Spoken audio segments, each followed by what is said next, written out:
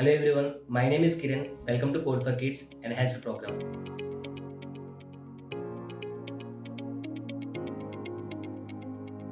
ఈరోజు మనం కోడింగ్ని స్టార్ట్ చేయబోయే ముందు కోడింగ్కి సంబంధించిన కొన్ని ఇంపార్టెంట్ పాయింట్స్ అయితే మీకు ఎక్స్ప్లెయిన్ చేయాలనుకుంటున్నాను.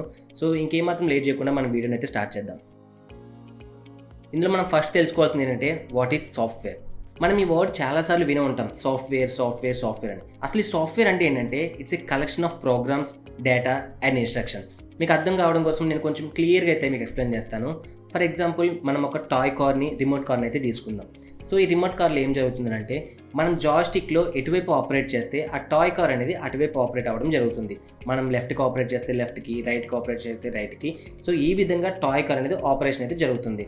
కానీ ఇన్బిల్ట్గా అందులో ఏం జరుగుతుందంటే ఆ టాయ్ కార్లో ఆల్రెడీ కొన్ని సెట్ ఆఫ్ ఇన్స్ట్రక్షన్స్ అనేవి ఇన్బిల్ట్ చేసి ఉంచుతాం. ఇప్పుడు మనం జాయ్స్టిక్ని ఎటువైపు టర్న్ చేస్తే ఆ సిగ్నల్ని రేడియో ఫ్రీక్వెన్సీ ద్వారా టాయ్ కార్కి రీచ్ అవుతుంది. It's a different matter. So once joystick నుంచి కార్కి సిగ్నల్ అనేది పాస్ అయిన తర్వాత టాయ్ కార్లో ఉండే సాఫ్ట్వేర్ ఏం చేస్తుందంటే ఆ సిగ్నల్ని రిసీవ్ చేసుకొని కార్లో ఉండే హార్డ్వేర్ ఎక్విప్మెంట్ అంటే వీల్స్ కానీ, లైట్స్ కానీ, ఆ డోర్స్ కానీ, సో వీటికి ఇన్స్ట్రక్షన్స్ పాస్ చేస్తుంది. ఫర్ ఎగ్జాంపుల్, మనం రైట్కి టర్న్ చేసామనుకోండి, కార్లో ఉండే సాఫ్ట్వేర్ ఎక్విప్మెంట్ ఏం చేస్తుందంటే కార్లో ఉండే వీల్కి నువ్వు రైట్కి టర్న్ అవ్వు, లెఫ్ట్కి టర్న్ అవ్వు అని ఇన్స్ట్రక్షన్స్ని పాస్ చేస్తుంది. సో ఈ విధంగా మనం సాఫ్ట్వేర్ని యూజ్ చేసుకొని హార్డ్వేర్ని అయితే ఆపరేట్ చేయొచ్చు. అండ్ అంతేకాదు, మనం ఒక మొబైల్ తీసుకున్నాం, మనం ఈ ఫింగర్తో ఏదైనా సరే యాప్ని కనుక క్లిక్ చేస్తే అప్పుడు మాత్రమే యాప్ ఓపెన్ కావాలి. సో ఇక్కడ ఏం జరుగుతుందంటే ఆ యాప్ పైన ఎప్పుడైతే టచ్ రెస్పాన్స్ జరిగిందో ఆ సాఫ్ట్వేర్ అనేది వెంటనే యాప్కి ఇంటిమేట్ చేస్తుంది నువ్వు ఓపెన్ కావాలని. సో ఆ విధంగా మనం సాఫ్ట్వేర్ని యూజ్ చేసి హార్డ్వేర్ ఎక్విప్మెంట్ కానీ, లేదంటే సాఫ్ట్వేర్ ఎక్విప్మెంట్స్ని కానీ, కంప్యూటర్స్ని కానీ,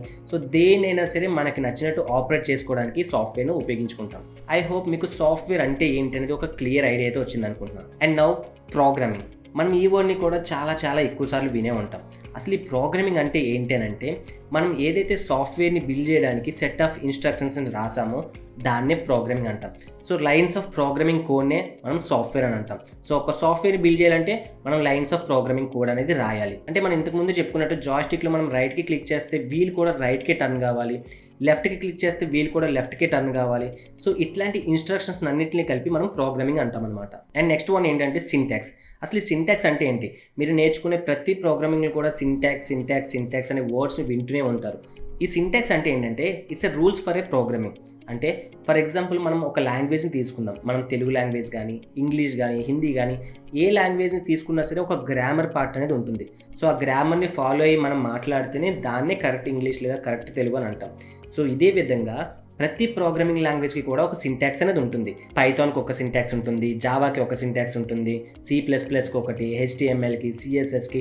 సో వీటన్నిటికీ కూడా ఒక్కొక్క ప్రోగ్రామింగ్ లాంగ్వేజ్కి ఒక్కొక్క రకమైన సింటాక్స్ ఉంటుంది. సో మనం ఈ సింటాక్స్ని పర్ఫెక్ట్గా నేర్చుకుంటేనే మనం ఆ ప్రోగ్రామింగ్ లాంగ్వేజ్ని పర్ఫెక్ట్గా రాయగలం. ఫైనల్లీ సింటాక్స్ అంటే ఏంటంటే it's A rules of A programming language. So ఒక్కొక్క ప్రోగ్రామింగ్ లాంగ్వేజ్కి కొన్ని రూల్స్ ఉంటాయి.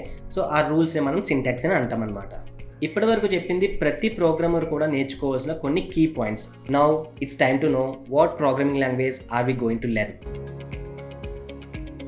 మనం ఏ ప్రోగ్రామింగ్ లాంగ్వేజ్తో కోడింగ్ స్టార్ట్ చేయబోతున్నామనంటే పైథాన్. Why Python? మనం ఎందుకు పైథాన్తోనే ప్రోగ్రామింగ్ లాంగ్వేజ్ స్టార్ట్ చేయాలనుకుంటున్నామంటే పైథాన్ అనేది ఒక సింపుల్ ప్రోగ్రామింగ్ లాంగ్వేజ్. మిగతా వాటితో కంపేర్ చేస్తే పైథాన్ని మనం చాలా ఈజీగా నేర్చుకోవచ్చు. ఇందులో సింటాక్స్ అనేది చాలా ఈజీగా ఉంటుంది. అంటే ఆల్రెడీ చెప్పాను కదా, గ్రామర్ రూల్స్ అని చెప్పేసి. సో అట్లాంటి రూల్స్ అన్నీ కూడా పైథాన్లో చాలా ఈజీగా నేర్చుకోవచ్చు. సో మీకు ఇప్పటివరకు ఎటువంటి కోడింగ్ నాలెడ్జ్ లేకపోయినా సరే మీరు పైథాన్ నుంచి స్టార్ట్ చేశారంటే, మీరు ఒక్కసారి పైథాన్లో మాస్టర్ అయ్యారంటే వేరే ప్రోగ్రామింగ్ లాంగ్వేజ్ ఏదైనా సరే మీరు చాలా ఈజీగా నేర్చుకోవచ్చు. అంటే మీరు పైథాన్లో కనుక బాగా నేర్చుకొని మంచి గ్రిప్ కనుక తెచ్చుకున్నారంటే మీరు జావాని ఈజీగా నేర్చుకోవచ్చు, C లాంగ్వేజ్ ఈజీగా నేర్చుకోవచ్చు, C++ నేర్చుకోవచ్చు. సో ఏ లాంగ్వేజ్ అయినా సరే చాలా ఈజీగా నేర్చుకోవచ్చు ఒక్కసారి మీకు పైథాన్ కనుక వచ్చినట్టయితే. అండ్ అలాగే పైథాన్కి చాలా వైడ్ రేంజ్ ఆఫ్ ఫీచర్స్ ఉన్నాయి. సో దీన్ని మనం ఆర్టిఫిషియల్ ఇంటెలిజెన్స్లో యూజ్ చేస్తారు, అండ్ అలాగే వెబ్ డెవలప్మెంట్లో యూజ్ చేస్తారు, అండ్ అలాగే గేమ్స్ని కూడా డెవలప్ చేయొచ్చు. సో ఇలా పైథాన్కి చాలా రకాల అడ్వాంటేజెస్ అయితే ఉన్నాయి. చాలా ప్లేసెస్లో వీటిని యూజ్ చేస్తారు. చాలా కంపెనీస్ కూడా పైథాన్ పైన వర్క్ చేయించుకుంటున్నాయి. సో పైథాన్కి అంత ఎక్కువ ఇంపార్టెన్స్ అవుతుంది ప్రెజెంట్ మార్కెట్లో. సో మనం నెక్స్ట్ వీడియో నుంచి పైథాన్ లెర్నింగ్ అనేది స్టార్ట్ చేస్తాము. ఈచ్ అండ్ ఎవ్రీ వీడియో మీకు చాలా క్లియర్గా మీకు అర్థమయ్యే విధంగా ఉంటుంది. సో మీరు కోర్స్ కంటెంట్ తీసుకోవడం మాత్రమే కాదు, కోర్స్లో ఉండే అన్ని వీడియోస్ని చాలా క్లియర్గా అయితే వాచ్ చేయాలి.